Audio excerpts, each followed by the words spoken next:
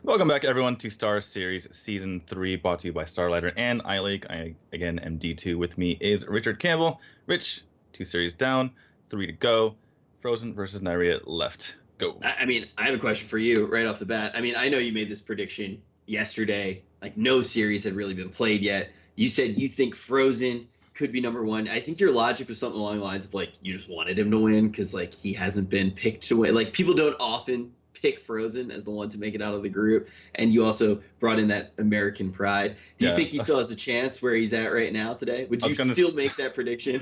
I was gonna say, Rich, repeat after me. USA. USA. No. You live in Japan now, though. Hey, I can root for multiple sides. Yeah, that's fair. That is fair. And hey, you have a higher win rate that way as well. But yeah. Fr0zen versus Neirea. This was your pick versus my pick right now to make it out number one. You're just taking that. You're like, all right, Neirea was 2-0 yesterday. I'm going to go ahead and pick that guy. I said it. I just happened to not be on broadcast. I promise. I said it. Firebad said it first, and I went, yeah, me too. In your underwear at home, you're like, yeah, that looks good. I was in a suit in the office, ready to cast. I was just waiting for the call, ready to suit on top, underwear on the bottom. all the way deep down. You peeled off a few layers. You are correct. You are correct. We get to the core, but we already saw Neirea play today. He did go down. It was the first series that he lost within this tournament. Yeah. Do you think I don't know. I do feel like he's in a pretty commanding position. But let's talk about Fr0zen's list a little bit because we haven't seen him today. If we just want to refresh the group a little bit on this. Before we do that, though, let's actually take a look at the standings here right now. As you can see, Nyman has scooted ahead on the leaderboard. He is going to be number one with 6 points up there. He has not lost a series yet. He, of course, has only played 2 matches. We'll see him play his third after this matchup. We'll see if he'll be able to keep that winning position, because even if Neirea does win and Nyman wins, he will be able to keep that. Neirea is going to be in second place with the 2-1 record, and then after that, it is pretty close. As you see, 6-0 and Orange have not played any matches yet. The reason for that is because they are currently in China, so they're going to be following up their matches in a little bit over the next couple of days. Fr0zen, though, at the very bottom of that beautiful graph that we just saw there. So he does have his back against the wall, but he is also coming off of a huge tournament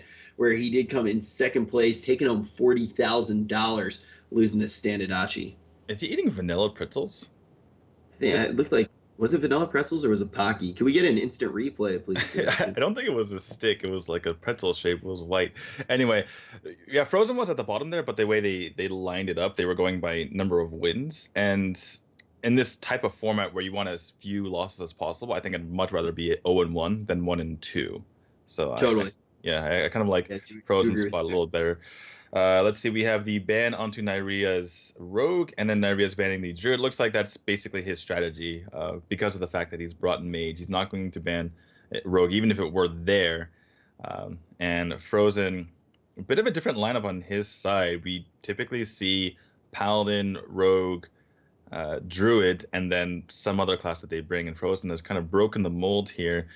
Yesterday, he had a close loss with his Priest in the first game and then went on to lose 3-0 because of that Priest. Then again, that was against Nyman, who has the other different lineup, so to speak, in this group, having brought that Pirate Warrior, whereas a lot of the other players here have not done so. So we'll see how he does against, a normal lineup, quote-unquote. Here's my question for you, because actually Fr0zen's match was the one that I didn't get to watch. It was the only one that I didn't get to watch. I got pulled into a meeting, and I'm really salty about it. But hasn't Fr0zen kind of opted to bring a lineup that's just like completely anti-aggro? Wasn't that kind of his mindset? And he still lost to Nyman, whose entire logic was, I'm going to go as fast as I possibly can. Fr0zen, he kind of does his own thing. Okay. So he's not necessarily trying to answer anything in particular. Well, now in this matchup, we are going to see that Priest be the pick for him. And Neirea has a pretty strong start with this Gunther Mage. Yeah, that's all the cards you want in the early game. Fr0zen does get to kind of lord over this Arcanologist, because then picks up a Frostbolt for his trouble with this Curious Glimmerroot. But yeah, Neirea... Glimmerroot's an evil card. I really think they made that card just to mess with casters. It's like, it's a Discover, pick that one. Oh, wait, never mind. You don't get it. Such a tricky card. We are going to see, as you said, that body. No questions asked about that. Going to contest really well on the board. Gonna have to invest the hero power as well to clear it up here. Neirea now losing a little bit of tempo, which it looked like he was gonna have in this early game. Well, ends up being the right play here because Neirea correctly surmises that, a lot of times the priestess doesn't have anything to do. If I kill his thing, it's always a lot of times it's like a lot of just spells, and Fr0zen's gonna go ahead and just pass it right back. Yeah, now that does give Neirea the option to kind of pick up priority here, but instead of developing the board, he gets that secret out. Draconid Operative going to be a big swing turn here for Fr0zen. Some pretty interesting choices, and yeah, definitely don't disagree with that. Going to be able to pick up that Firelands portal, a whole bunch of value now for the Priest. Medivh's Valet into Medivh's Valet. Going to clear up the 5/6 body as well. They're just going blow for blow here, D2.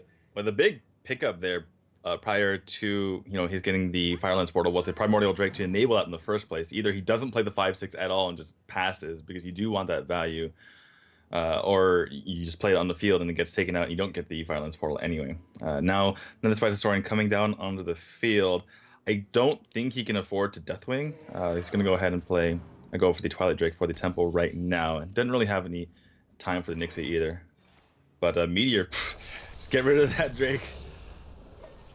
Absolutely filthy here. And I mean, they're just trading card for card right now, which I think probably will favor it has a good chance of favoring Neirea in the long run here. But the Firelands portal that was picked up off the Dragonid OP is going to get out of the way. Another Dragonid OP.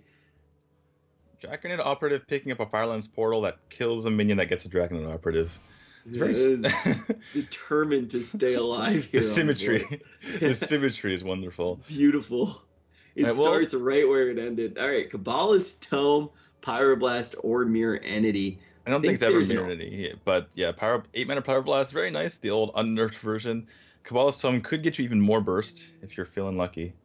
Are you really going to call it the unnerfed? That's like 2013 Hearthstone D2. Hey, that's when I fell in love with the game, okay? That was when I was still just all I was doing was watching Trump all day and playing on my Those were the days when Trump was the only streamer. Yeah, right. All right, so now I think this is a pretty tough call though with the Kabbalah. Is he going to have enough time for the Kabbalah's Tome against the Priest list, or does he just want to go for the Pyroblast? He is going to go for the Kabbalah's Tome, only going to cost him 3 mana when he gets that out. He's going to get the Discovery going right now, not with the Kabbalah's Tome. He's going to rip it off of that Kabbalah's Courier. And not probably going to get the most value out of the Kazakus here. Yeah, he does have a lot of draw, though, so he might be able to just get through his deck and activate that, and that's yet more damage into his deck. He was able to get that far, so Neirea going for the long-term plan here. Yeah, I feel like with what ended up falling out of the Kabbalah's Tome, you definitely can't account for that, but I feel like I'd rather have the Pyroblast if I was Neirea. Yeah. He definitely, if he knew that these were the options here, I'm pretty sure he would go for the Pyroblast. This is pretty lackluster. Yeah, a little crummy, but now we're going to look at Fr0zen as he pulls off the Shadow Visions here. Such an interesting card. Been really enjoying watching it get played out in these matches. Frostbolt going to clear up the board. Pretty commanding board presence with that Draconid OP that fell out of that Firelands portal. All right, so Forbidden Flame, I'm going to take this out. Fr0zen is really, really looking for the Priest of the Feast. He just needs that burst healing as much as possible when the Alexstrasza comes down. So that's why you see him cycling so hard here.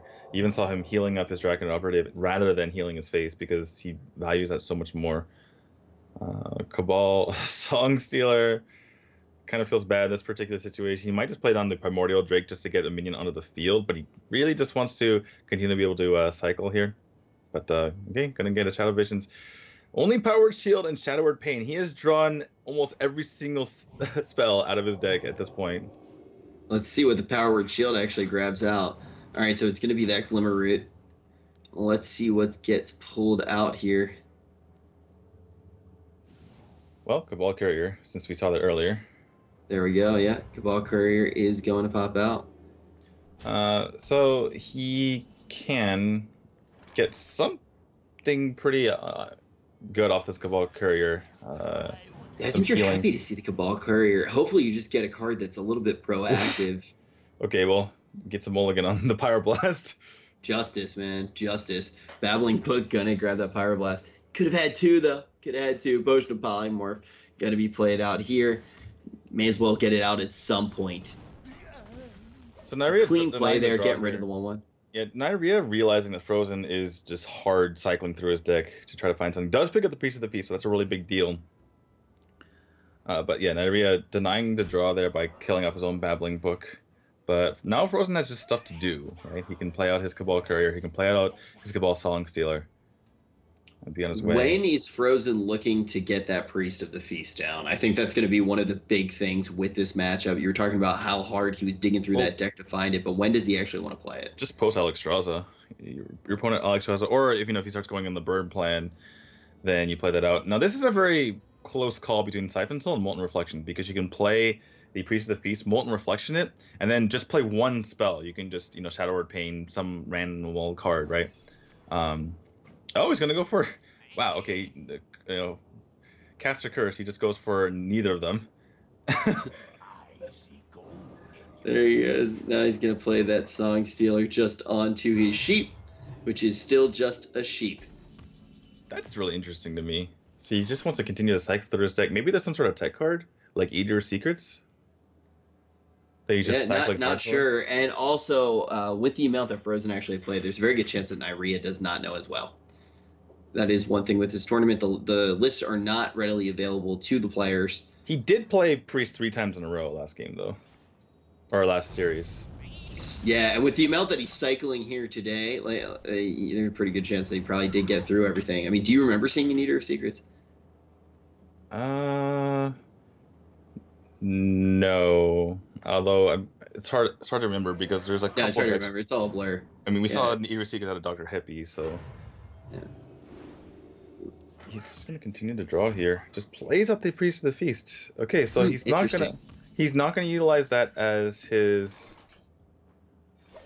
win condition as far as staying alive is concerned. He's just gonna try to get out on the field and provide some pressure. Not sure he's gonna win the game this way. Yeah, that's kind of I will agree with you there. It's like trying to figure out his win condition. It appears that he kind of that was his bounce back mechanic, right? Maybe he has a lease. I think that Fr0zen has a lease in the deck, and you think he's just gonna try to go for a lease value and win that way. Okay, to be fair, this is not a good matchup for Neirea, because Fr0zen has a lot of healing. So maybe Fr0zen, he feels like as long as he has all the tools available to him, he can just win. But this is really interesting. Yeah, I feel like it's a little bit scary though to commit that Priest of the Feast to the board before the Alexstrasza. I mean, how does there is a Polymorph in his hand too that could just go out onto that Priest of the Feast, especially as more and more stuff does get committed to it. The other thing, so while we've been talking about Fr0zen's running Lyra, right? Yeah, you almost always run Lyra. Yeah, I would imagine you're running Lyra.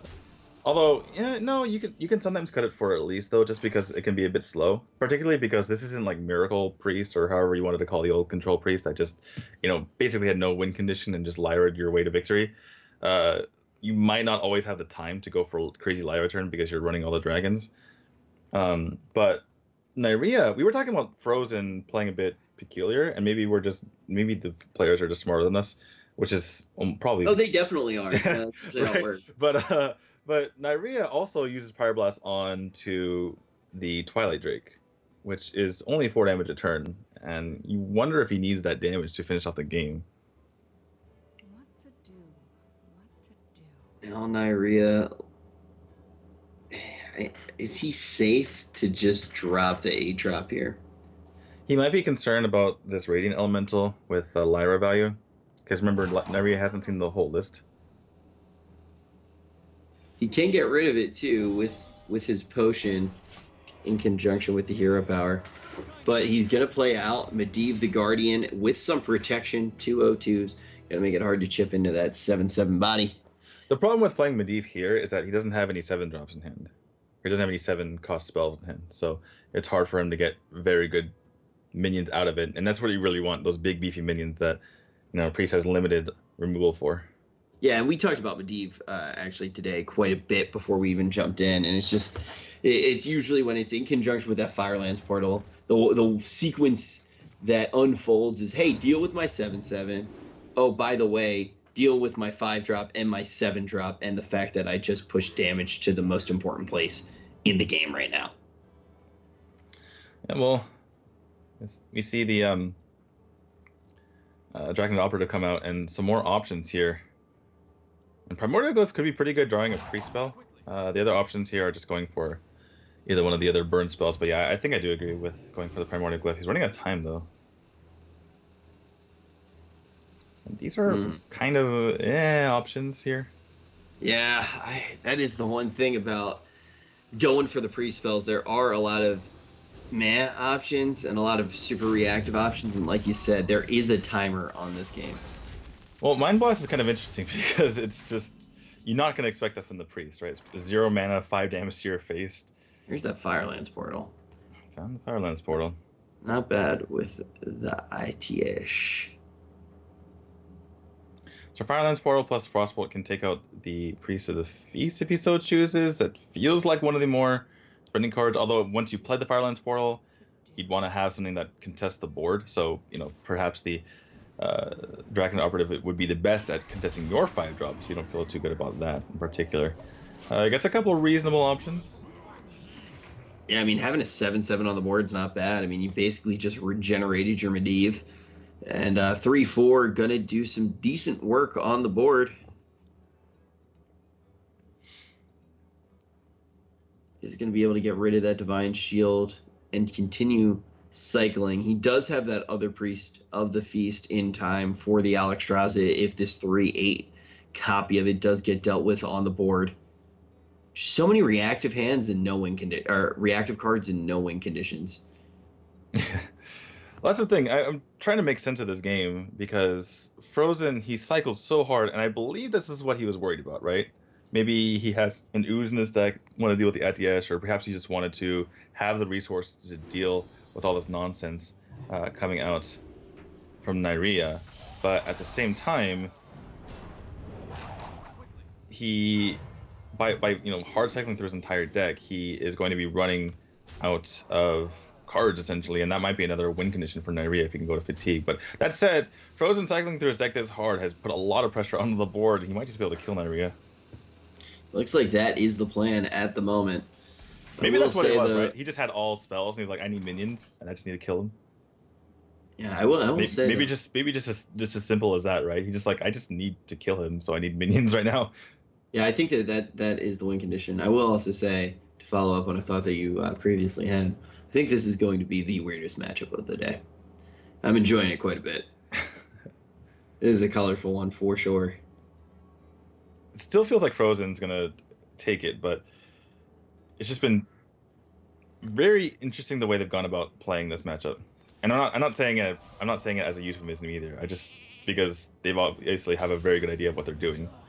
There's just there are so many things to take into account with this matchup. You just have to respect so many different things. Well, Neirea in kind of an awkward spot. He could. Well, he's not going to overdraw here, but he needs to be kind of careful. He really wants to wait for this last charge of Atiyesh to get something pretty nice off of it. I'm going to go ahead and play out his ooze. And I think he might be potentially going for the fatigue plan now that Fr0zen has cycled so hard through his deck. It does seem reasonable to go for that plan. Those Arcane Intellects turn into dead cards here. He didn't really want to. He didn't play the Arcanologist either, which, I mean, is reasonable regardless. Yeah, I was about to say, are there any secrets left in his deck? I don't think I've been fully counting. I think he still has two secrets left, right? Is 2 barriers left or 1 barrier? 2. Usually it's 1 barrier that you run this list. Yeah, we're not 100% sure. But yeah, the standard is 1 barrier, so I think he's just gonna, yeah, you can pretty easily tell. He immediately just snaps off that Power Blast to take out the minions. Looks like he's just gonna try to hold off as long as possible. Gets an 8/8 for his trouble, and second ice block. Alex draws himself back up and just outlast. But there's a lot of things to outlast, unfortunately. Yeah, salvo of minions chipping in is going to make this plan difficult for Neirea. Let's see how much work he can get done with that 8/8. And it looks like we're getting pretty close. Judging by the size here of the list, we are getting pretty close to that fatigue. Yeah, Cabal Courier, going to give him a little value without getting any deeper into that deck. How many Cabal Couriers have we seen from the side of Fr0zen who doesn't even run him in his deck, obviously? We've seen 2 from him and then 1 from Neirea. Alright, well, Mind Blast value coming in right now. Gonna pop that block before Neirea thought he was going to get popped, which is a really big deal. You can see the little grimace on Neirea's face. Like, I wasn't expecting that. Yeah, that was a grimace into an eye roll, into almost a facepalm, and now he just props himself up. He does not look happy. There's another Cabal Courier. Yeah. Well, Ice Block has to get played unless he gets something like a Greater Healing Potion. The Kazak is obviously not activatable right now. The Volcanic Potion is reasonable, but doesn't quite clear everything off. And Fr0zen does have additional sources of damage in hand with that Holy Nova. Or additional source, I should say. So now Neirea, he didn't really want to be cycling through his deck, but now he's kind of forced to do so. Ice Block into Ice Barrier. If his opponent attacks into him, he perhaps gains that extra armor. And is able to utilize that to keep himself alive a bit longer. So yeah, I'm going to go ahead and play that. Ping down the Radiant Elemental, take out the Draconid Operative. There is now 5 damage on the field, so Fr0zen cannot yet pop this Ice Block with... If he attacks in. He can pop it with the Holy Nova, but he needs to do that first. Yeah, and I mean, it's pretty clear what this secret is, too. I mean, I think we could just see the Holy Nova get played here right now just to get rid of that Ice Block. He needs to attack in one of his Northshire Clerics, though, if he wants to do that. Otherwise, he's going to overdraw. Or he's not going to overdraw, but he's going to draw too much. Yeah, I mean, you could... Oh, gonna just swing face first, and that's Mork's going to pop the Ice Barrier here. I think... Well, Fr0zen knew that was going to happen, right? But yeah, the reason why I'm trying to figure out why he wants to do that here. I am trying to... Because you could put the Northshire just into the Giant there and have the Holy Nova clear everything and pop the Ice Block, but now we are going to see the Twilight Dragon come down here. He feels like he's going to have to attack into his opponent anyway, so he might as well have the Nova deal damage to the Ice Barrier. That's what he's thinking.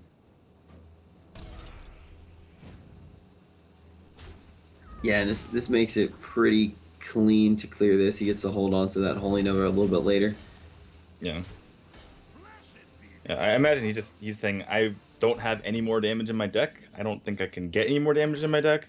So I'm going to have to get this barrier anyway. I might as well start chipping away at it now. Yeah, and now he feels pretty safe playing that Priest of the Feast just out as a tempo 3/6.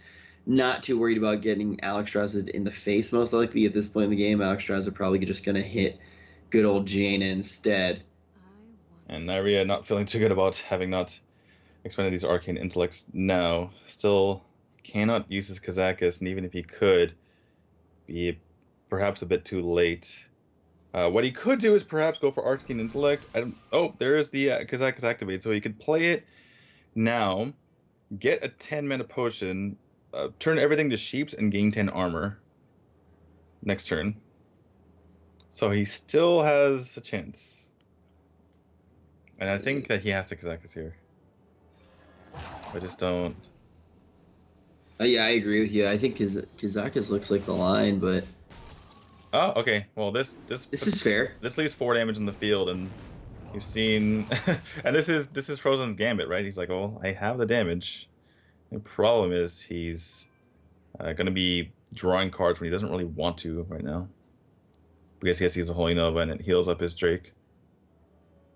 I think you still do it though. I think you put the pressure on Neirea and force him to be able to do it. The one problem is you really want to have 15 on the field if Alexstrasza comes down.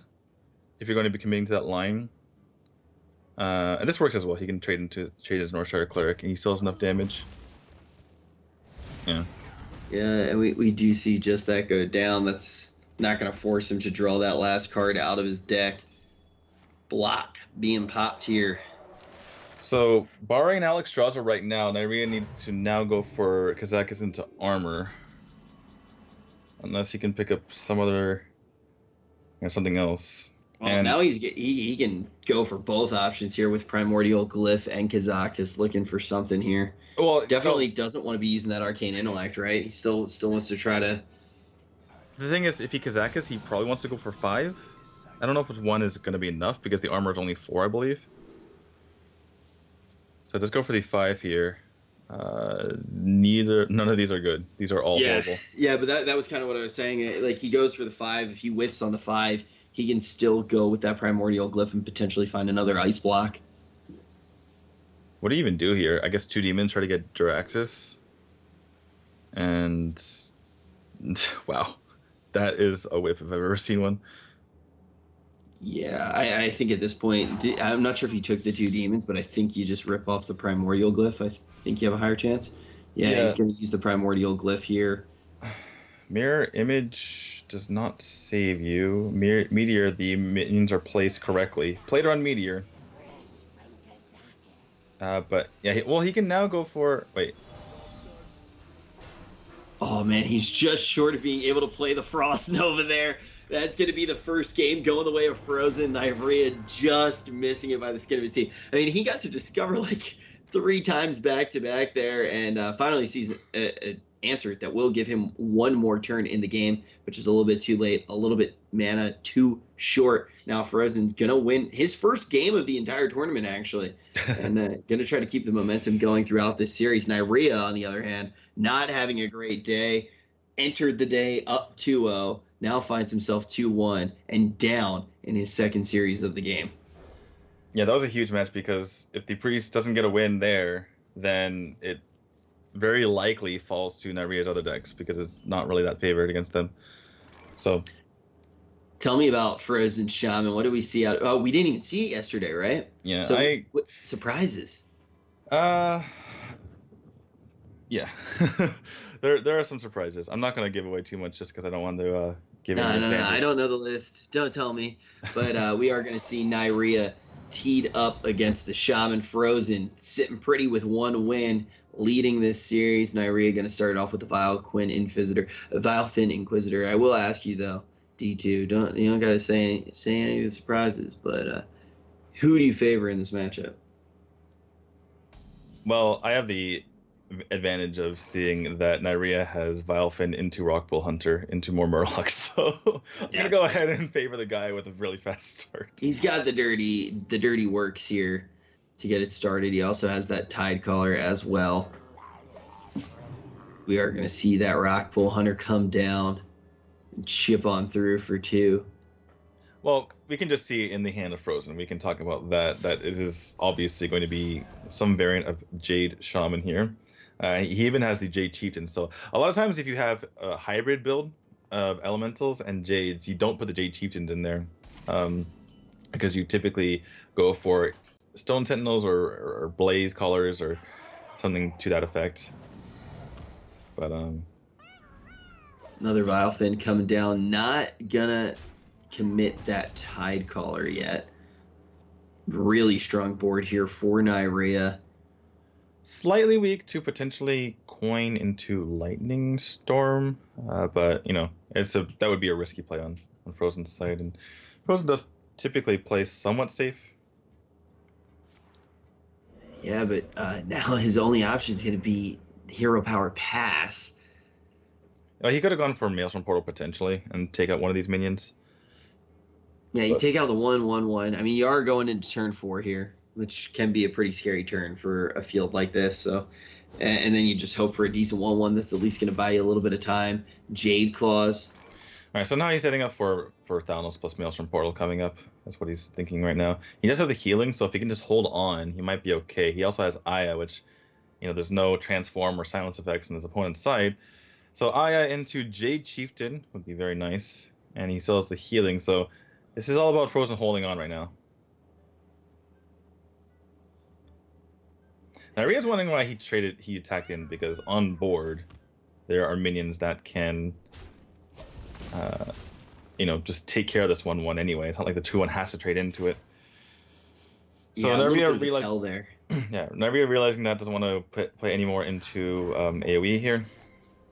Thanos comes down, takes up most of this board here. So yeah, Neirea running out of gas a little bit. Yeah, that was a really nice Maelstrom portal coming out of Fr0zen in conjunction with Thanos, and now his board's just going to be a little bit bigger. And there you go, plenty of gas. Going to answer the entire board and draw most likely the Wicker Flame. Oh, he goes for the bigger play here. Just wants to have the 5-drop. Yeah, I agree with this. Just get the biggest guy you can. Wicker Flame just doesn't do enough. All right, yeah, well, especially in this particular matchup. But just as soon as it looked like Fr0zen was starting to inch ahead, Neirea does get that value. Going to make him a pretty fierce opponent here. Eye of Blackball. Always a pretty solid card to see, though, on the table. Neirea really needs, and that's not going to help him because of the Lightning Storm in hand. Look at Fr0zen's hand. He has area removal, and if he's able to clear the board, he has double healing, double taunt, and card draw. So Neirea needs to finish the game now. Yeah, you would or really draw liked... Tyrion, or draw Tyrion into Rag. One of the two. Or draw 3 Tyrions. We've seen just how powerful that can be. Well, that dream is already dead. That dream is already right. dead unless he gets Getaway Kodo or something like that. But we're gonna see the Murloc Tidecaller come down here. Not committing all the way on the board because he ends up trading out just a little bit. So that 1-2, making the Lightning Storm just a little bit weaker here. But Lightning Storm in conjunction with the Hex, he's got answers for days. He can hold on to that Hex. That's gonna make that Tyrion plan like that much worse. Neirea needs to go now. yeah, for the Lightning Storm, killing out the 2/3 is kind of a big deal here, just to deny any sort of Murlocs on your opponent's side. Does not get it. Not the end of the world here if you're Fr0zen. But yeah, pretty decent swing turn. Now he has full board control. And going into his next turn, where he would have 5 mana, so not a whole lot to do, but still he's looking pretty good right now. Man, I don't know what time it is where Neirea is, but this is a pretty sad way to start off your day. Not a particularly great way to be going. Does he live in Ukraine? Yeah, I think he does. So that probably means it's like night, right? It's like midnight. Vlad's typing right now. It's like, but yeah, this is a little rough, especially coming into this just absolutely dominating. He was pretty far ahead. Our producer has assured us he lives in Ukraine, so yeah, it's 9 at night, so he's going to bed to potentially losing 2 series here. He looks pretty tired. It looks like a 3 a.m. for him. It's 3 a.m. for me, but I would be pretty tired if this is how my day was going as well. So Neirea looking like he needs to pull off the reverse sweep to take this series because he has fallen seriously far behind to this Shaman deck. Fr0zen just trying to figure out the best way to close this game, but he just has so many. He has the right reactive cards and the right pressure right now. All right, so he's going to go ahead and discount his Thing from Below while drawing a card here. And the Thing from Below being at 3 means he can go ahead and Totem, Hex, and Thing from Below still have 1 mana left over. That's one of the interesting cards in the deck that Farsight. Stampeding Kodo comes at a decent time right now. Take out the Mana Totem without having to use the True Silver on it. And this is kind of Neirea's last push. Yeah, I would agree with you. This is like, it all comes down to this right now. It's going to be really important to see what he sees out of his deck next turn as well. If this board isn't answered and he sees one of those swing cards, like a Terram, like a Gentle Megasaur, like a War Leader, some stuff can happen for him. By the way, when I was mentioning Hex last turn, I was thinking from Fr0zen's perspective, where he can Hex a Tyrion that he maybe thinks his opponent might have. Obviously, that was not the case. Cold Light Seer pretty nice in conjunction with the Equality here, because he can reduce his minion's health and then just buff them right back up. Might not be necessary, however, if you can get just reasonable trades with his Kodo, because you're hurting your own Kodo as well. I do love that line, though. I will say I actually am a huge advocate for that line. I think like with this potentially being his last push, that's the best way to actually convert this into damage and convert this into speed. Just like he was really reliant on this turn, like what he saw out of his deck, I feel like he still does find himself in that position. Well, this will reduce the health on his Hydrologist by 1, but wants to see the information first because that might make a difference here. He doesn't quite need to use Equality quite yet, so yeah, he's not even going to do it. Gonna go ahead and just trade in with the minions on the field. Still getting a little bit of damage through. He actually does have a board now. Fr0zen not having so many of the answers this time around. Only the 5/5 to potentially clear off that 3/5. He does have the ability to potentially use one of the hexes, but I think he still does want to hold on to them for higher value minions. But he only has 10 life right now to work with, and that heal is going to be really expensive. I expect to see a thing from below come out here. Well, Fr0zen wants to know what the secret is first because he doesn't want to get repentance on it.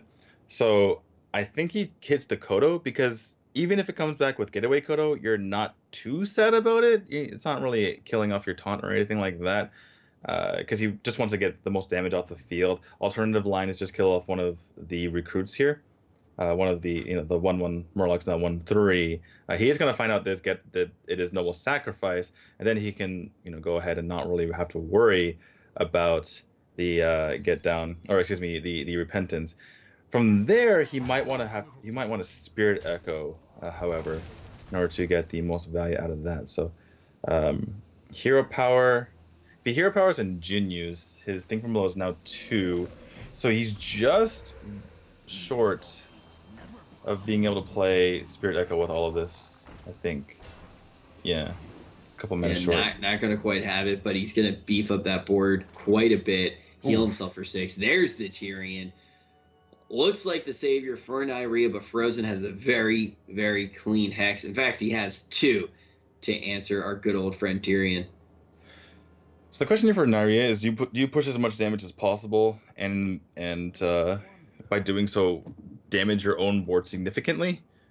Or do you trade a couple of your minions into this thing from below? I feel like you're riding out the wave right now. This has kind of been your last push. You don't really have too many ways to refill your hand. I think you might just want to go a quality face play Tyrion and hope your opponent doesn't have hex. So if he does that, obviously he trades in the 1/1 at that point. A 3, 5, 6, 7, 8, 9, 10 damage to his opponent's face. It's just hard to get the extra 6 as Paladin. It's very hard to get the extra 6 as Paladin. I do agree with you there, and he's going to decide not to go with that play because I am just a smorking clown, and he is going to trade out on... Okay, he's going to get as much damage into face as he can. He's not going to trade out... Oh, he does trade out with the totem. Okay. He's a bit worried about his opponent having a higher chance of rolling spell damage. And here's the thing. If he gets Gentle Megasaur or if he gets War Leader, this is a lethal push, right? And so he doesn't want it to be easier to clear out his board. He can reasonably assume that there's a hex in hand. He's already seen 1 Maelstrom Portal. He's already seen 1 Lightning Storm. So those are less likely to be there. Yeah, less likely to be there, more likely to be a hex. So he can't really rely on this Tyrion at this point. And the fact that there could be either Maelstrom Portal or Lightning Storm to clear out his board, that's weighing on his mind. So he wants to be able to be safe against one of the 2. Yeah, Neirea finds himself in a pretty tough position here. Expect to see the Hex and the Jade Lightning. 2/4 are going to get taken out with that Jade Lightning. The Hex coming down on the Tyrion. The board should do the rest of the work. Still no Spirit Echoes. Really wants to see a taunt here. Gentle Megasaur for +3 health would the attack would do it. 3, 6, 9. It's a little bit off. But is this his last chance to just go face here? Yeah, I mean, we're talking about those big payoff cards. He does get one after the point in the match that we think he's actually going to even have a board to play them into. So he is still inching forward here, fighting tooth and nail, but definitely on his last leg. This is tough because if he goes all phase, right, the trades coming back are his War Leader dies, and then 3 of his 1/1s die for free, essentially. He could try to take out the Searing Totem with one of his minions so that he gets the free trade that way, but yeah. This Conversely, though, yeah, how does he win if he doesn't do it? Yeah. I think that's kind of the position that Neirea has found himself in for the last 2 or 3 turns is, he's in positions where he can find ways to play to not lose, but finding ways to play to win is difficult, and it looks like he went for that. It's a little bit of a reach, but Fr0zen now just trying to figure out how he's going to answer this board. He does have that volcano. He really wishes there was a 4-attack minion on the side of Neirea so he could Spirit Echo and kill off his own Jinyu Water Speaker and heal himself. Because you can't Spirit Echo Volcano and have the mana to use the Jinyu. So it looks like hero power. He could Hex. But the problem is you have to attack into the War Leader anyway, right? So he could Hex a 1/1 just to make sure that doesn't get the attack in later on. He's gonna go ahead and go with Farseer or Farsight first, see what he can't pick up. He's gonna go for the Hex. I think I would have actually liked to see a Hex on a 1/1 just to be the safest possible, because that way you're able to get all the damage off the field. Now Consecration kills him, and doesn't roll the taunt on him either here. So Can Neirea and that's it. Close it out here. Oh my goodness, the Spike Ridge Steed gonna be enough to finish it off for Neirea. He can take a deep breath. He is still very much in this series, which means he very much has a chance to hold on to his high placing in Group A overall. Let's look at how these decks pan out here. We got that Shaman left against the Mage. Before we go to that, what do you think about the alternate play that I was thinking of there? Because he hexed the War Leader, and in your mind you're thinking, yeah, you hex the biggest minion, but what you can do is kill the War Leader and kill the 3/1/1s. And the reason why you can't hex the War Leader is because if you hex the War Leader first, then you have to attack into it, right? So you have to kill the thing that doesn't attack, right? So you kill 4 minions and you hex the last one, so therefore Consecration or Spike Ridge Steed can't kill you. Yeah, because you only would have been able to push in for 2 damage instead of the 3 damage. A difficult line to see, but potentially the right one. It also makes it so that if you attack into the War Leader with your Jinyu Water Speaker, then it makes it easier to sacrifice off later. And then you have 2 Spirit of Echoes in hand, so you could use one of them the next turn once he Spike Ridge Steeds and puts the face damage. You can sacrifice it off, then hex that guy, and then from there, or actually you've already used 2 hexes, my mistake. But you can kill it off, you can heal yourself, use the rest of your minions to clear off both sides of that minion, and he's still kind of in the game. But anyway, hindsight might be 20/20. Ultimately, we did not see that go down. We see the Hex go down on the War Leader. Spike Ridge Steed on a 1/1, going to be enough to close out the game here, and we find ourselves in Game 3 with Fr0zen and Neirea knotted up 1-1. A good hand out of the Druid, and pretty much what we come to expect out of this Shaman. We're going to see the Farsight. Yeah, the double Farsight plays. Hey, he's got a free Hex now. That's not bad at all. That's going to be a very nice tempo play in the future. He's basically just primordial glyph that Hex and is able to maybe just he thinned his deck quite a bit. Yeah, like his deck has gotten that much better by doing that. Do we just see a Jade Blossom here? Is the question. The alternate play would just dork out that Aya right now.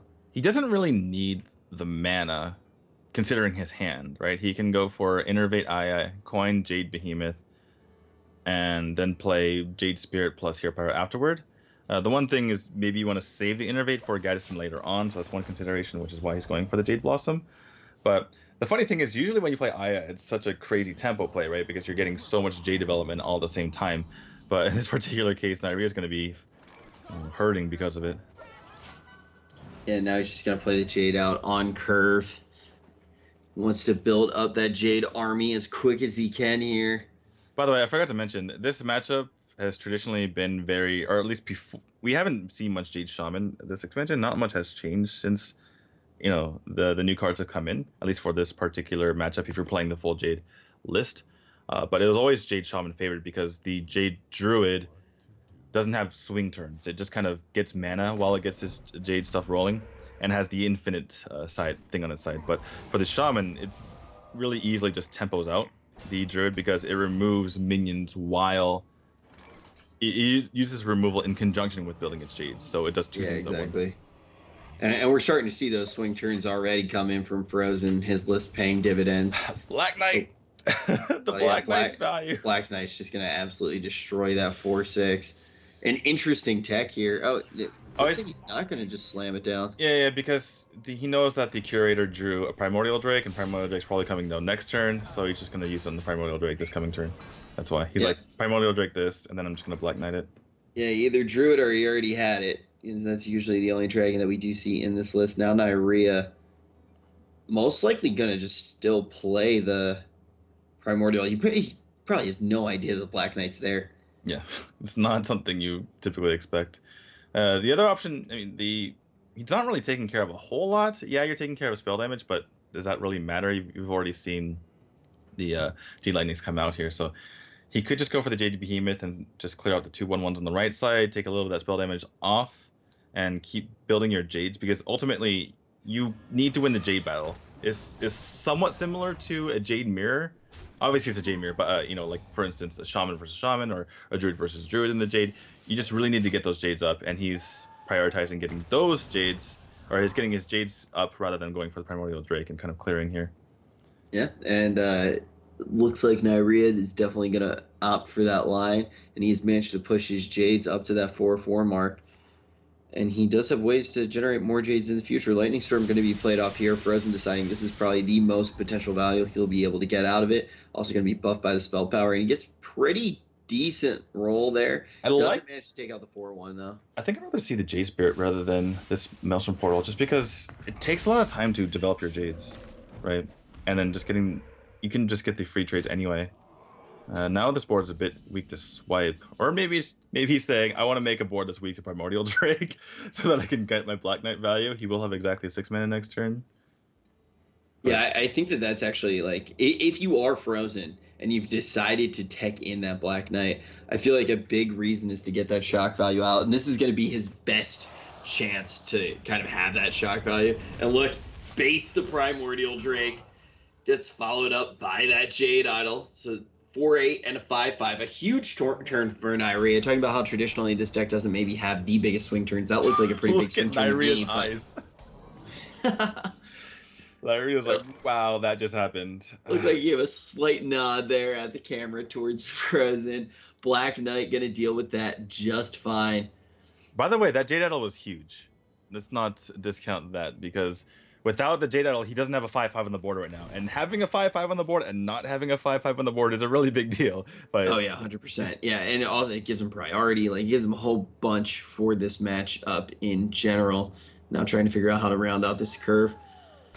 4 mana, 2/3 plus a 6/6. Not a bad development at all. 5/5 is gonna stay behind as a 5/1 after it trades into that Black Knight. Black Knight definitely did work, but Neirea able to snap back here just so quickly. Maelstrom Portal plus Jade Chieftain seems to be the play. Alternative lines doesn't seem to be there, so he's going to go ahead and do that. I wonder if he trades into the 2/2. I think he will. Yeah, there we go. Gonna finish off that 2/2. Only 6/5 left behind on the board here. Wow, look at this. Even more card draw from Neirea. This is a nightmare if you're the Shaman. The Druid just gets its cycle going and just continues to pour out the Jades, and you're sitting there like, yeah, I can remove stuff, but his stuff is already too big for me. Yeah, expecting to potentially see that Fandral Nourish here. It looks like he has the time to do so. Hungry Crab gonna pay dividends here as well.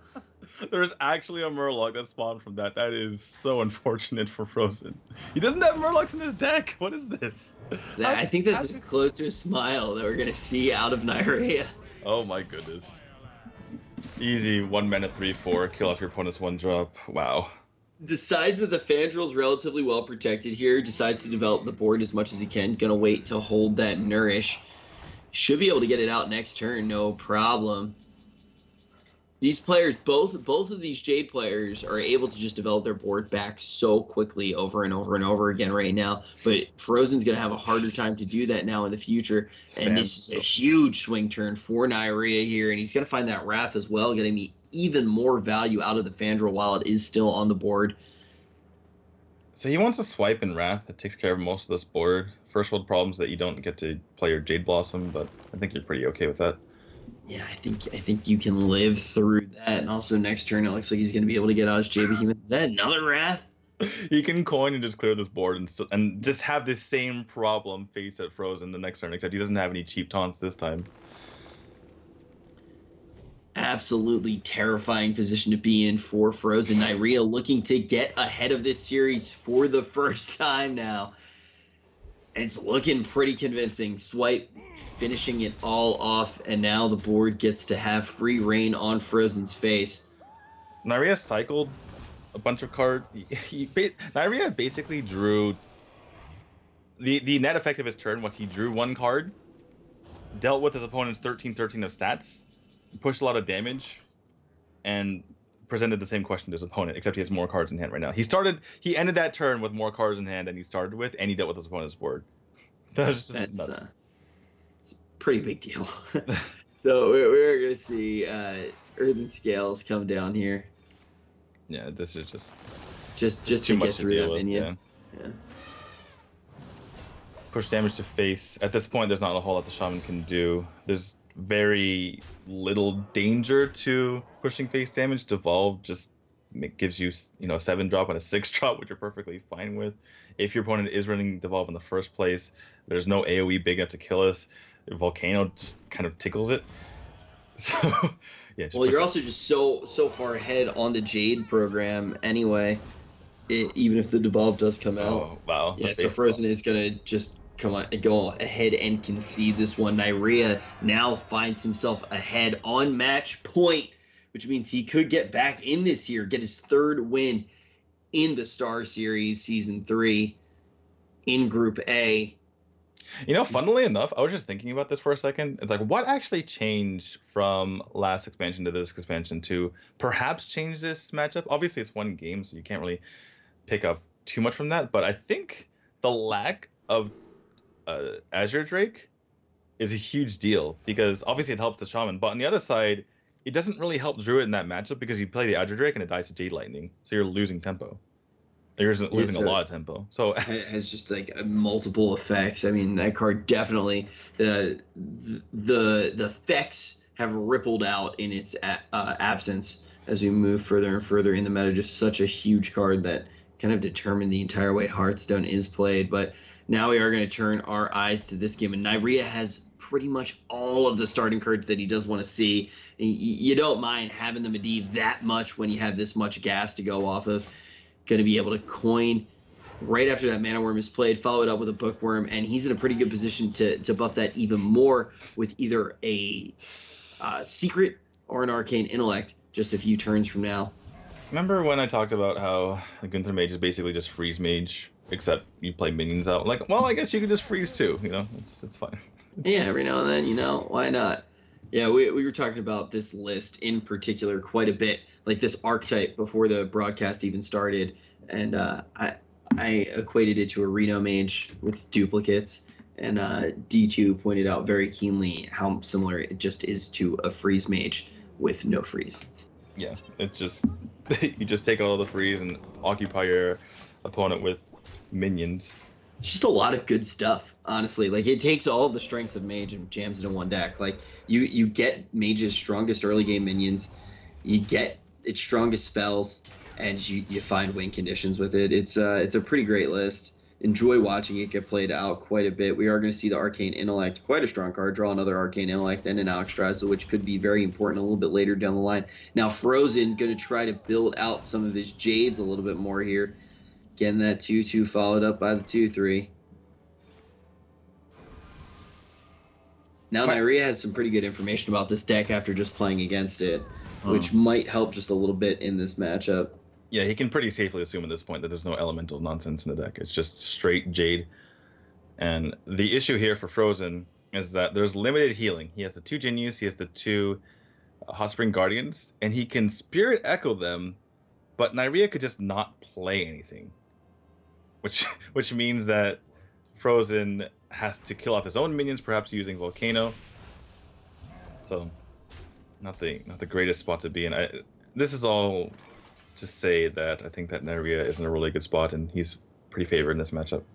Yeah, I think this looks like one that he could take pretty easily here. We're going to see Medivh's Ballet. It's tricky, though. You still have to deal... I mean, it's still a tricky matchup to navigate. You need to do everything perfectly, or else your opponent can really take advantage of that. But he's playing against Fr0zen. It's not going to be easy. I definitely do agree with you there. Fr0zen, an incredible player, but not having the greatest run in this tournament. So after that first game, and even down to the wire there in the second game, really looking for Fr0zen to kind of turn that negative record around and maybe get something going here. But Neirea looking to close out those hopes. swinging on in with Medivh's Valet there. Yeah, Fr0zen curving out to this point doesn't really have things going on for him after this, but still has taken board control, and this is what I'm talking about, right? It's, you know, in theory, you're like, okay, I can just burn him down. But then you get in these situations where there's just too much pressure on the field and you need to start using your burn to deal with the minions. So he's going to set up for his Medivh the following turn. There's no weapon removal in Fr0zen's hand, no Hex either. So it looks like he's just going to go ahead and draw for that. Yeah, and it comes down to a pretty powerful point in the match. I mean, he can go turn 8, answer my 7/7, and answer this weapon. He doesn't have like a Firelands portal or anything like that yet, but on turn 9, he can go into the Alexstrasza. That demands an answer being just that 8/8 body. And then after that, Fire Blast, which can potentially draw out a big minion.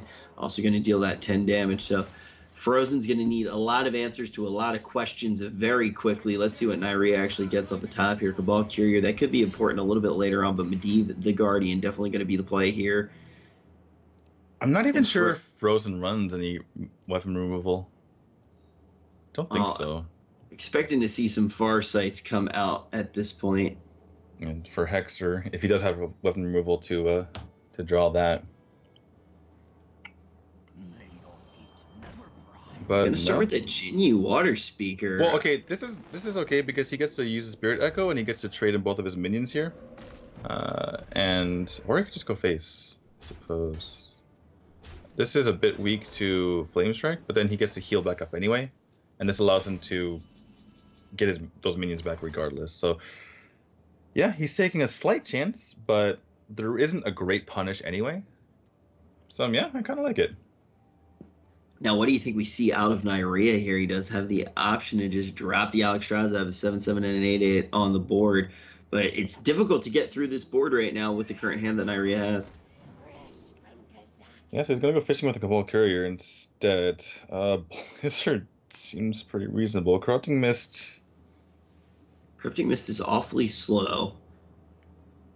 And it's a Warlock card, and we don't want to be even associated with Warlocks right now. So, I don't know. Maybe we'll just go with the Blizzard here. Shadow Menace, you can take... If you take Shadow Menace, you can take away their ability to heal. With... You can either take the Jinyu and find a way to do the extra damage to kill it off once you've taken it, or you can take the Hot Spring Guardian and kill that off just straight away. Is there a way to kill the Jinyu, though, when it's on your side of the battlefield, is what I'm trying to figure out. It's a little bit difficult to see at the moment. I'm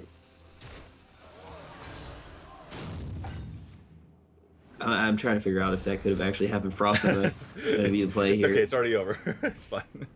A little bit of a bummer to have to use a charge of Itish there on the Frost Nova, but very strong effect to come down on the board. And hey, here's one of the bad things about Black Knight. Not going to do much in this particular matchup or this particular moment in the game. Just an overpriced Yeti. You're just hoping that your opponent gets a big taunt off of the spells that they're playing. Alright, well, JT coming down this time, but there is still the Blizzard in hand, which will provide that 6-drop, and this is one of the reasons why you pick the Blizzard. Yeah, it's a pretty threatening spell here. I think it's a pretty safe bet as well. And, he can Blizzard ping the Jade Golem on the right side. His Mana Worm will then be a 3/3, and you can attack in there, use the ping as well, and then you can push in 7, 8, 9, 10, 11 damage to face, and if you want to, you can throw away your Radiant Elemental or something like that. Not Radiant Elemental, your Igneous Elemental. But yeah, you're just pushing so much damage this way. Yeah, we are going to see that Blizzard come down here. Oh, Molt Lurker. Ooh. That's not so good. It's a little wonky. Gonna keep his Mana Worm alive. Flame Elemental, perhaps in the Cabal Courier. I think he wants to do it now. Maybe he just wants to ping face, though. Or ping the... Oh, he's gonna continue to trade. Cover me a bit. Confused by this. Yeah, I mean, by trading, did he cause the overdraw? Yeah. but I don't know if that matters, does it? That's what I'm trying to figure out. Neirea is a pretty smart dude, so I'm just trying to chart out those movements there. Still has kept the 7-2 on the board. He hasn't ripped off the Alexstrasza yet, so the face damage probably doesn't seem too valuable. Having his opponent yeah. Okay, so he's gonna Alexstrasza and then do the damage afterward. I feel like he could just. Okay, so he's committing to Alexstrasza the opponent, right? But I feel like you could do the damage to your opponent, force him to heal, and then Alexstrasza them. But then I will say then the damage doesn't really count for anything, right? He at least got the value out of it, but in the same breath, you don't always need to get all the value to win the game. Speaking of value, the Lightning Storm got quite a bit of it. Now Alexstrasza most likely will come down here, bring down Thrall to 15. Fr0zen doesn't necessarily have an answer to this. The Pyroblast going to generate a 10-drop based off the Itish that Medivh the Guardian gave to Neirea, and it's going to bring the Shaman down to 5. Jinyu Waterseeker was returned to the hand, so the healing does exist. The Hack's going to answer the 8/8 body that Alexstrasza leaves behind. And there's that Water Speaker, excuse me. Well, one last charge can get a 10-drop right now. Points this to face. Let's see what he gets. Because a taunt is kind of a disaster. Not big. Nice big old 10-10. Hey, that's about as vanilla as you can get, and you don't need the bells and the whistles, honestly. Some of those bells, some of those whistles hurt you quite a bit, like you were pointing out, D2, because the Black Knight is in the hand of Fr0zen.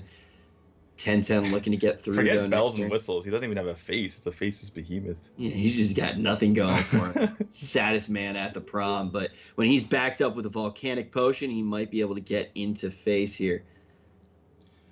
Please don't bring volcanic potions to your prom. We also do have a primordial glyph to go fishing just a little bit here for Neirea.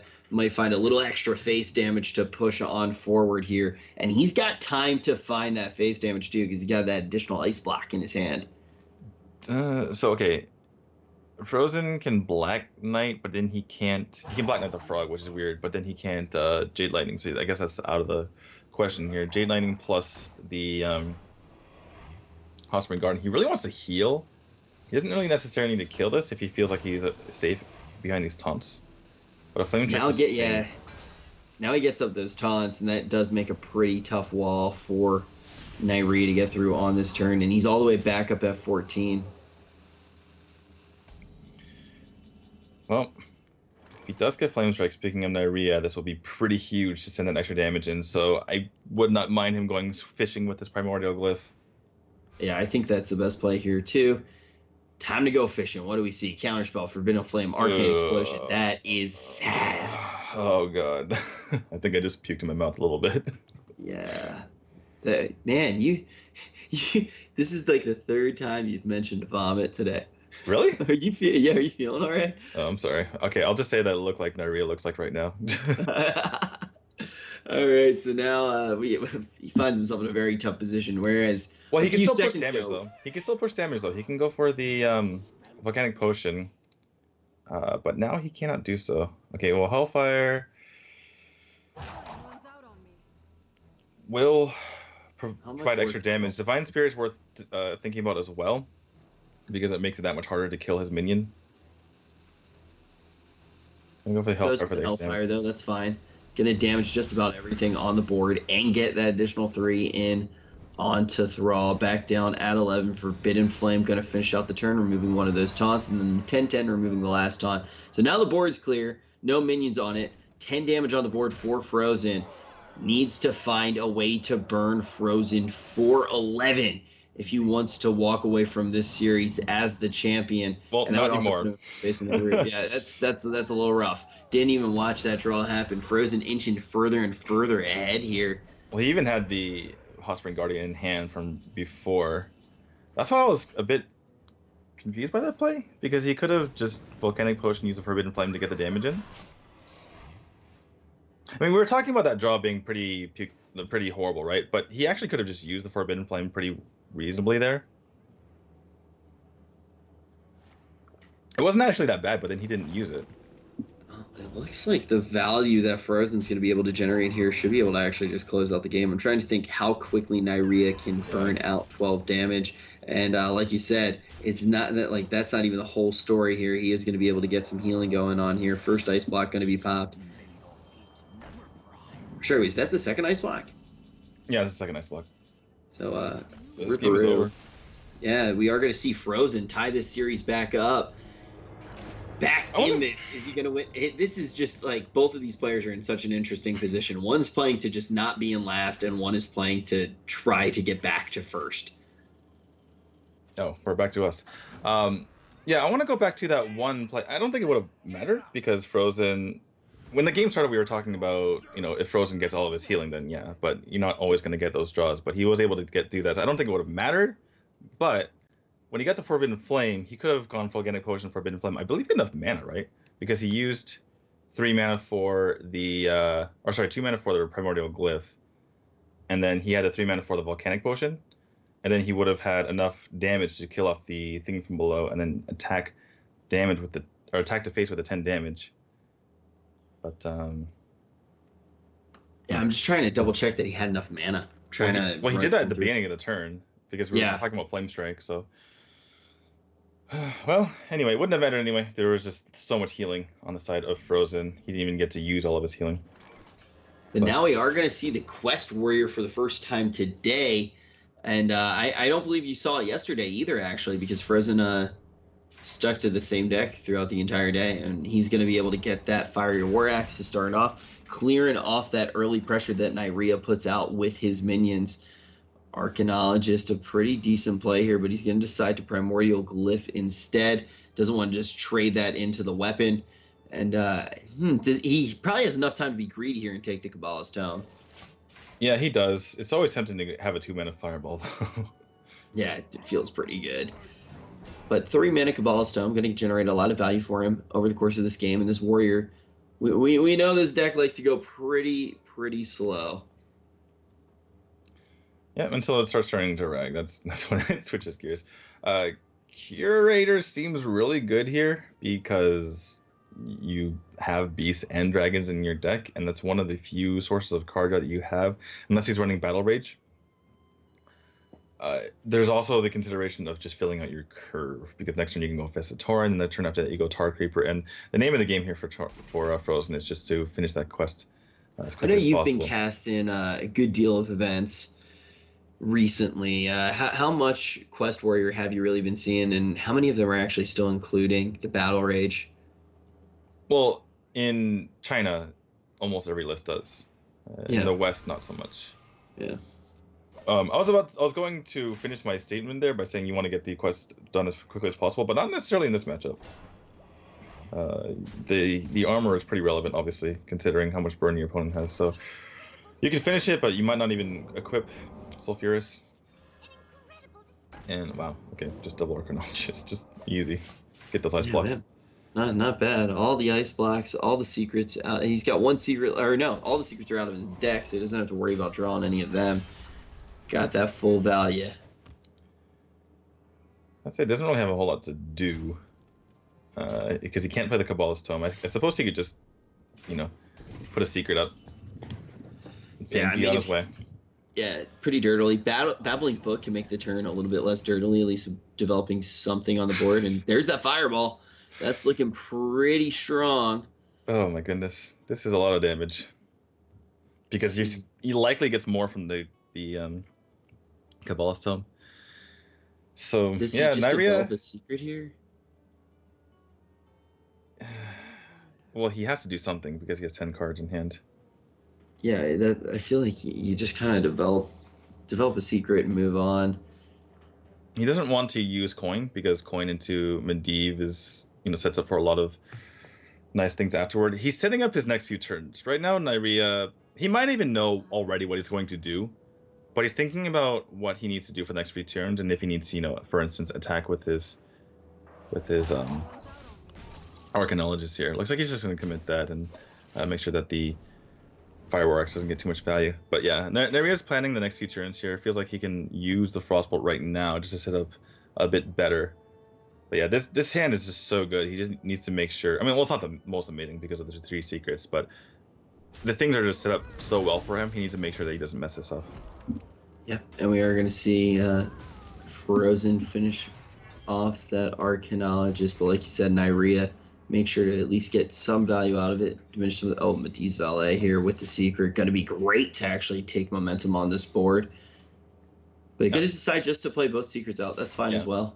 This is the problem with Tar Creeper, right? You're just like, I don't really care it that guy... it doesn't do much, right? Not very offensive. It just pops that ice barrier. I was about to say that this is the downside of picking Curator earlier because he didn't have any play last turn, just Hero Power Pass. Then he picks up the Bloodtooth Brave right off the top the next turn, so a bit of an unfortunate series of events there. Neirea is going to go ahead and coin out the Medivh, like I mentioned earlier. Has the Firelands Portal. That is such a good card to pair with Medivh and Atiesh. Yeah, and if he plays Kabbalah's Tome, just out of curiosity, he still gets 5 off of Atiesh? I believe it's 3. I believe any sort of changes in the cost just change it back. Yeah, you just get whatever that is. Execute, gonna fish off the 7/7 body. The first answer has been received. Bloodhoof Brave gonna round out the turn. Quite an impressive wall on the Warrior's end, but this is going to be some fireworks here. We can see the Meteor or the Firelands Portal, both very valid plays. We're gonna see the Meteor actually come down. Yeah, it combines well with the Medivh's Valley. You still get a 6-drop. Yeah, and a 6/6 for 6. Definitely nothing to complain about here. Clearing off that board, plenty of damage to get through, and burn for absolute days in the pocket of Neirea. He has the option to find even more too, potentially, with that Kabbalah's Tome, which we talked about just a little bit earlier on. Now, Fr0zen needs to find a way to mitigate this damage. Dirty Rat's not going to do much here. I'm trying to even think what he wants to play here. Maybe try to get the armor with the 5-drop. Yeah, this is the fundamental problem that Warrior runs into as he does play out the Dirty Rat to pull out Medivh's Valet, which Neirea doesn't really care about too much. It's like, no, I didn't have Alexstrasza, sorry. But yeah, this is the problem because the Warriors, all the taunt minions are necessarily higher health than attack, otherwise they wouldn't be very good taunt minions, and they just don't contest the board very well. So everything he puts down just kind of gets dealt with. As we just saw there very quickly in the Spectator, though, 6 out of 7 for the quest. So just 1 taunt minion away from actually getting. But does he want it? Soul for us, but I don't think you do. I think you want to keep armoring up time and time again, which puts him in an interesting position here. We are going to see the board get cleared out by Fr0zen. By Neirea. Sorry. Yeah, Sorry to go. Fr0zen's board cleared out. Right. Well, Tarlord isn't the greatest here. This is a nice time for Primordial Drake. One thing that Neirea was concerned about was the potential for Brawl, which is why he didn't commit the Firelands Portal, even though it was okay there. So kind of a half measure, like, I'll get a big minion, maybe a Brawl. He still doesn't know if there's Brawl, because the Primordial Drake was just pretty good there. Might not be able to get full value out of that last charge. This Tarlord is just very sad. It's just not doing anything. It's like, can you? That is the biggest disappointment you can have as a Hearthstone player, and really anything. Oh wow, that is brutal. Atiesh, what are you doing? That's actually a bigger disappointment than Tarlord. That's pretty impressive. That is impressively uninspiring. just really bad. So that is the way that Fr0zen can get back into this. The fact that Atiesh has whiffed on 2 minutes straight. Atiesh was like one of the primary win conditions here. You know, he's going to chip through enough damage, keep the armor low, and then we were going to burn him out with spells. But Neirea looking like he might have his back up against the wall here. He can fish a little bit with those Cabal Couriers. Maybe get something good out of that Firelands Portal. And Kabbalah's Tome, of course, all the way on the left side of his hand, does promise at least 3 cards. But we saw him get terrible cards out of that as well. He's just not looking like not looking like the arcane magics are flowing in his direction today at all. Primordial Drake going to hit the table here and get rid of that terrible Shambler that came out, and then Sleep with the Fish is going to clear off the board. And now Fr0zen clears the board and puts himself in a pretty dominating position here. Wants to keep ticking up that armor as much as he can, too, though, to avoid some of that burn. And expect him to rip off that soul for us a little bit later. I believe we have lost our picture. Is that the same with you? Yeah, not exactly sure what went down there. Okay. Production, if we can have either the link for the clean feed or if we can get that up and running on our side, because we have no idea. We're just completely blind right now. I will say that Neirea, it's absolutely huge what he gets or does not get from pretty sure tome. Yeah, I'm double checking everything right now. Do you have the link? I just I'm not exactly sure. I was trying to watch. Oh, here we go. We got it back. Okay. We got it back. I was confused because I just saw Neirea lose because I switched to Twitch really quick, but now we're back in this. Yeah, no, there's like a 10-minute or a 5-minute delay, so I don't think that looking back on that will help us very much. Yeah, flipped it. All right, so it looks like he got a Dragonfire Potion off of the Cabal Courier, and off of the Cabalist's Tome, he got Ice Block, Primordial Glyph, and Frostbolt ? I don't know if that was already in his hand. He played a secret. Did he already have Ice Block? Oh, he already had Ice Block up, right? So, yeah. So I'm guessing the Frostbolt came off of the thing that's confusing me is the order in their hand. Like, why would the Frostbolt be in the left side of Dragonfire Potion? I guess maybe he got Volcanic Potion up. I'm getting confused right now. Well, you figure the Volcanic Potion's been there for a little while, right? And then he ripped off the tome. Oh, okay. You can see on the left side. He tomed into Polymorph. So that's why there's only 2 cards there. Yeah, that makes sense. That does make sense. All right, cool. Now we're going to see that Polymorph. We're back in the action here. Does it look like Neirea has etched out a win condition yet? I mean, we know Fr0zen has one. And we know Fr0zen has a solid defensive stance here to try to shut down what Neirea can do. Kind of. The problem with Fr0zen's situation here is that he really just doesn't want to ever play Sulfurous, because then you're setting yourself in a position where you just don't have the ability to outlast your opponent, right? And so exactly. you really need to make sure that you've exhausted all their burn before you do that. Or perhaps maybe get an ally armor smith on the field or something like that in order to make sure that you get that. I mean, I wouldn't be surprised if Fr0zen just never plays the Sulfurous the entire game and just try to win the game that way. But yeah, I think if you see Fr0zen play Sulfurous, he's already won the game. He's already gotten so far ahead on armor that there isn't a win condition for Neirea, and he's just decided to actually put Neirea out of his misery. And we're definitely not in that position yet. And the card count is a pretty big deal, because if both players might have to use that as their win condition, right? Neirea might not have enough burn, and so he might need to use the fatigue damage to kill Fr0zen. On the other hand, Fr0zen doesn't have much damage on his side, and if he can force a way to get the fatigue damage and get through the ice block, that might be his way to win as well. So the card counters are pretty important at this junction. Definitely, and if you're just tuning in, want to just make sure that you are caught up to speed. Fr0zen Neirea tied up here, looking for those ever important W's in the early stages of Group A. If Neirea manages to win this, he should jump himself back up to first place. If Fr0zen wins this, he moves himself out of last place. I think Dr. Hippie actually has 2 losses, so he's like a little bit further behind, but he has at least picked up that 1 victory. Right. So Fr0zen does play out the Acolyte here, and it looks like he's just desperate to get some sort of damage onto the field to put pressure on Neirea, because right now Neirea can just take his time and not do a whole lot.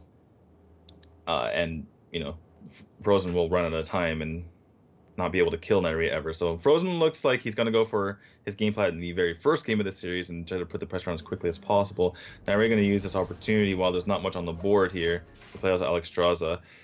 One thing that Neirea could do is play for that fatigue and start pinging his opponent's Acolyte. Looks like the Acolyte is going to just attack in right here, though. And that's only going to be 1 off the Acolyte, which, like you said, could be pretty big here. Shield block. So he's not scared of drawing cards. Going to try to generate as much armor as possible in the wake of Alexstrasza. Both players have very few cards remaining. And I believe that Neirea could win a fatigue game. Even if he puts Burn into this Ally Armorsmith. Let's see what he gets the Primordial Glyph first off here. Firelands Portal, insta-pick there. Yeah, that's definitely very strong. Yeah, it looks Frostbolt, Firelands Portal, gonna be enough to get rid of that very annoying top minion that was generating him armor. 3/6, not the worst thing. Each one face, okay. That works for me. I thought you got rid of it for a second there.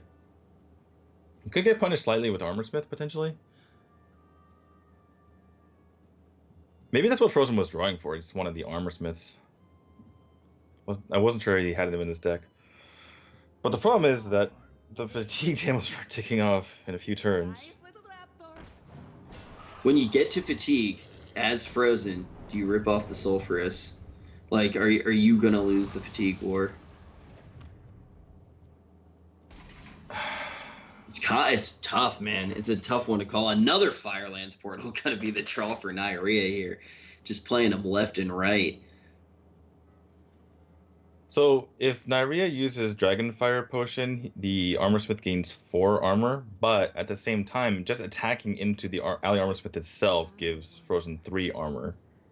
And then you have to kill the Armorsmith anyway, so you're basically giving him 4 armor regardless.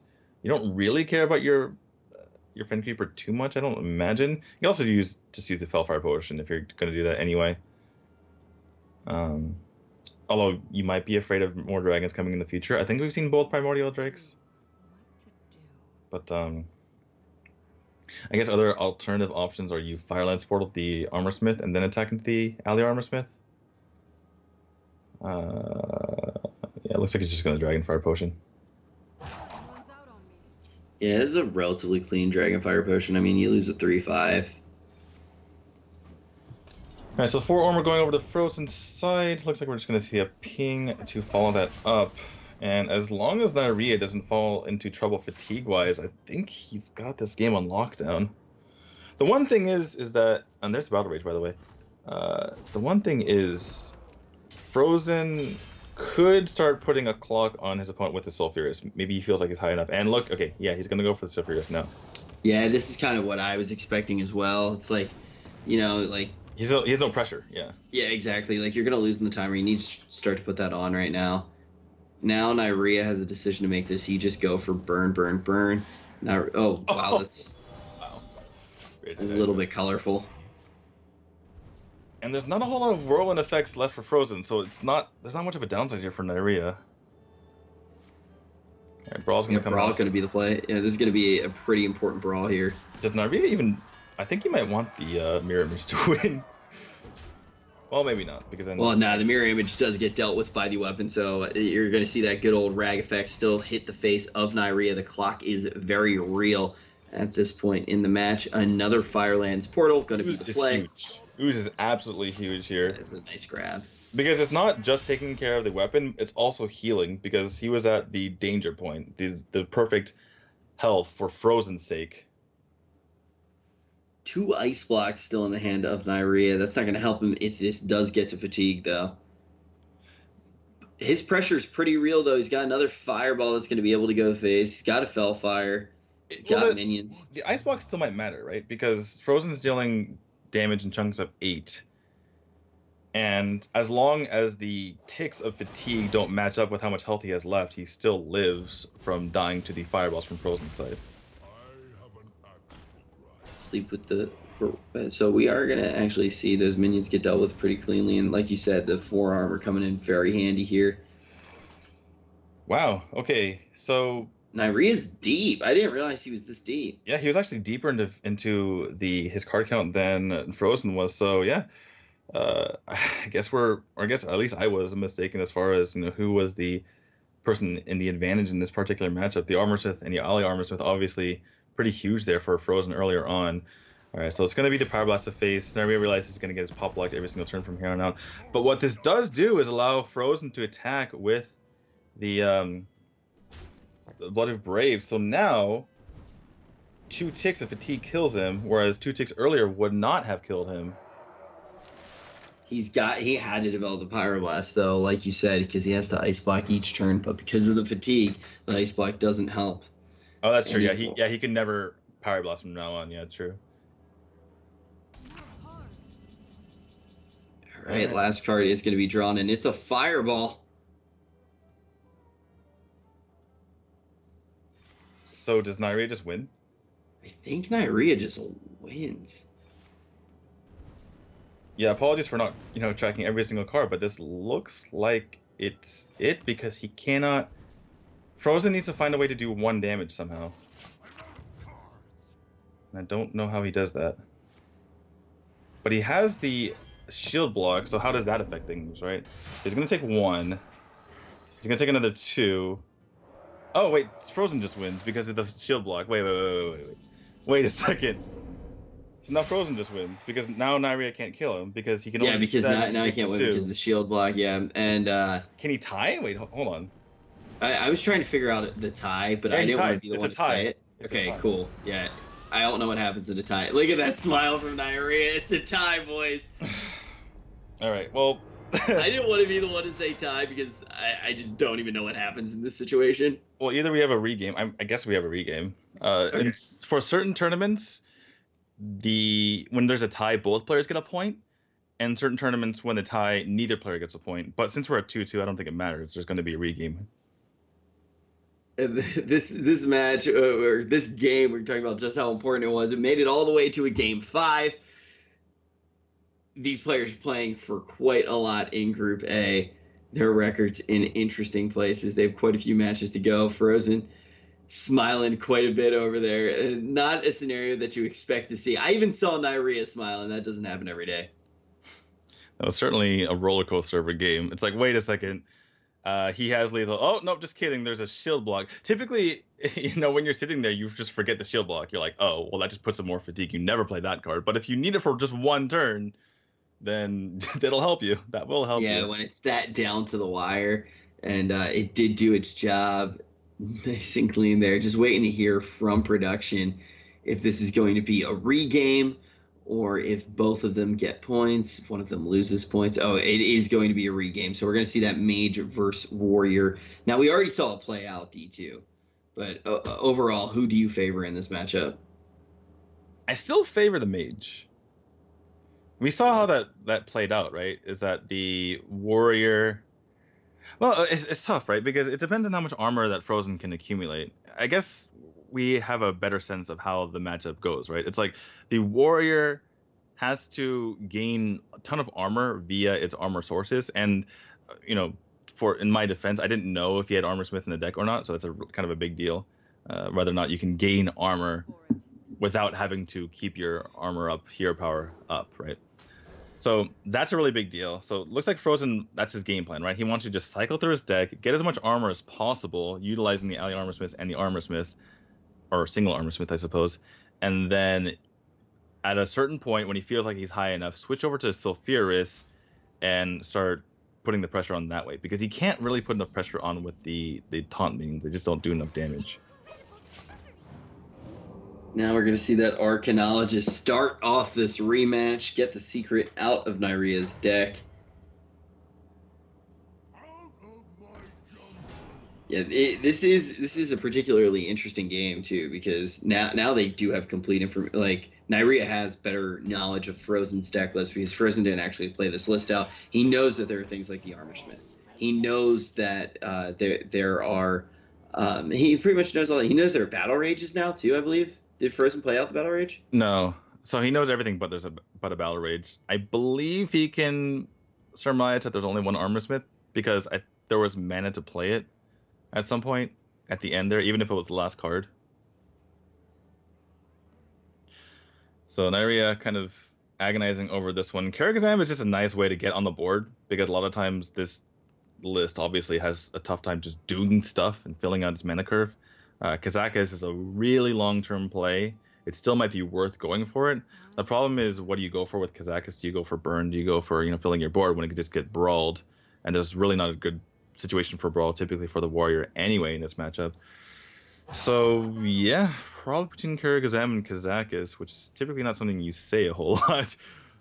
Typically, Kazakhstan feels like always the pick here, but it certainly is worth considering going for, just having a nice set of bodies in the field. Ultimately, though, gonna go with the Kazakhstan. I will say one thing with Kazakhstan in this list, like there are quite a few one-ofs, which makes it slightly better, but vast majority of the time it's pretty much the same as any other deck. Drawing the Kazakhstan, you got to hold on to it for a long time to get the value. But we did see just how far this game most likely will go in this rematch. Yeah, and you're eventually going to have the value. So basically that decision came down to, am I picking a card that I'm going to be playing 10 turns from now or more, or am I picking a card that I'm going to be playing on curve on 5 here? Okay, Polymorph. Feels like he can just deal with the suck going forward, and denying the draw is a pretty big deal here. He knows that Fr0zen wants to be drawing as much as possible. He knows that's Fr0zen's game plan. He saw it last game, and taking away that option is pretty huge, especially because you're denying the Armor Smiths, you're denying the Ally Armor Smiths, you're denying Soul Furious getting out there very quickly in general. Yeah, we'll also say, like, we did see Neirea have a very strong start at the beginning. Last match, we saw Fr0zen definitely does have in the mid to late game abilities to snap back, but Medivh's Valet going to be a lot of tempo here. Fiery War Axe answers that just fine. Yeah, both players having pretty seemingly straightforward turns here. Here's where it kind of gets switched up for Neirea. See if he can't pick up something. Frabo doesn't do a whole lot, so it looks like we're glyphing. Time to fish. Let's see what we actually grab here. He hasn't been seeing the best ones. I think Blizzard probably being the best choice here, just because it does have that innate synergy with Medivh.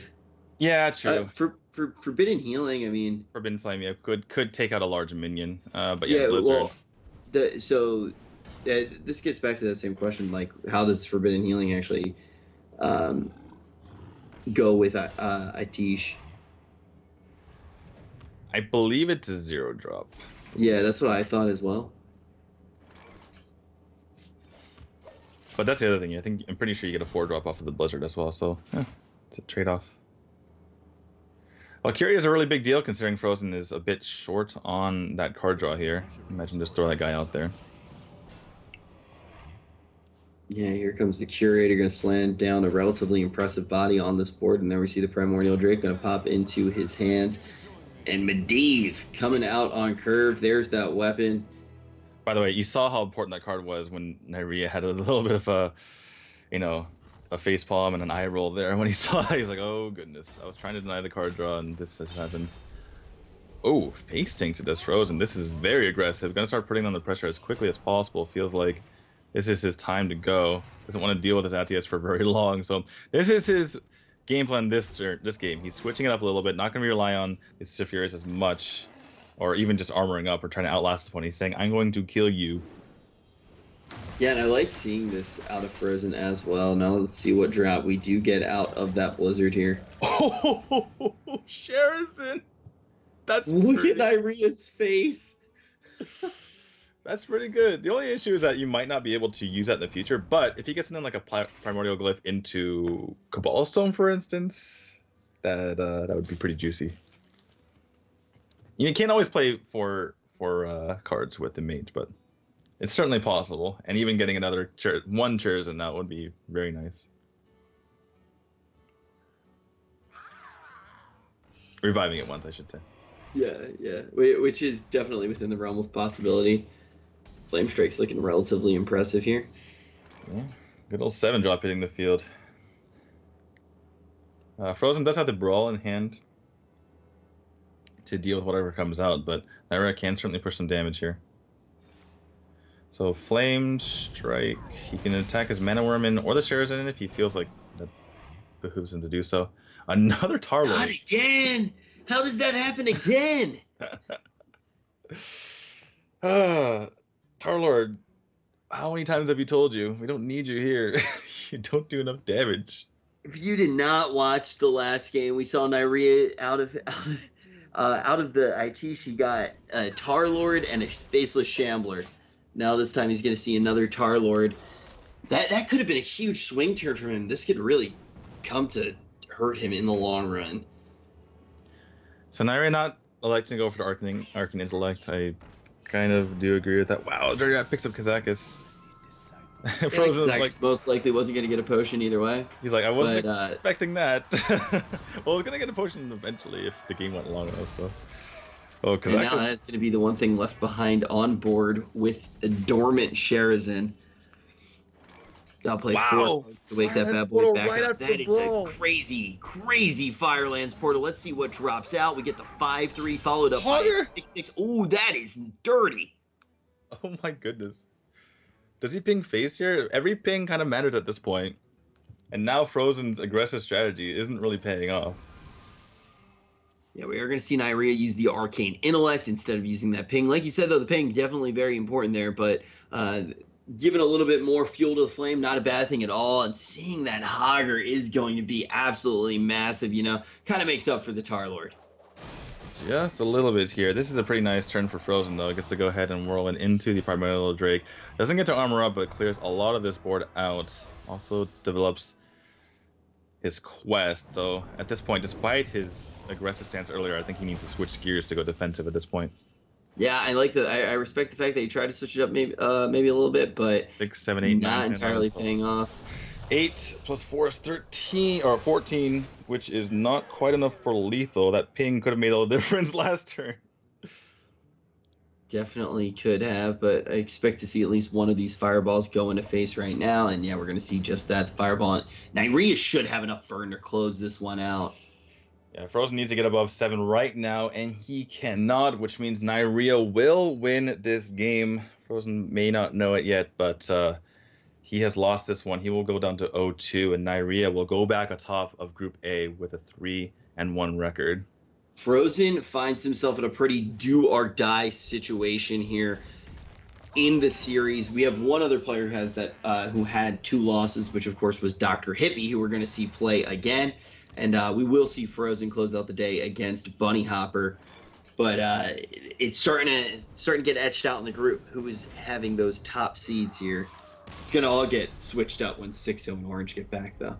What a crazy second game number 5 there that we had. Oh, yeah. And just goes to show how strong Medivh was. I mean, we saw Alex Straza come off the top there at the end. And it's like, oh, didn't even need you. We were pretty good without you there. Just so much value coming out of the ATS. That also kind of comes back to the idea that we did see Fr0zen try to get slightly more aggressive there than he did in the first matchup. That opened up the windows for Neirea to start burning him out just a little bit more quickly. I do respect the fact that Fr0zen tried to figure out something a little bit different after the last game, but ultimately Neirea able to find the cracks in the plan, put the pressure on, turn it all around, and ultimately get the win. And like you said, he finds himself in a very good place now in standings for Group A of Season 3 of this tournament. But our next matchup going to be Nyman versus Dr. Hippie. Those 2 players are getting ready right now, so stay seated. We're going to roll a quick commercial. When we come back, we will jump right into that match.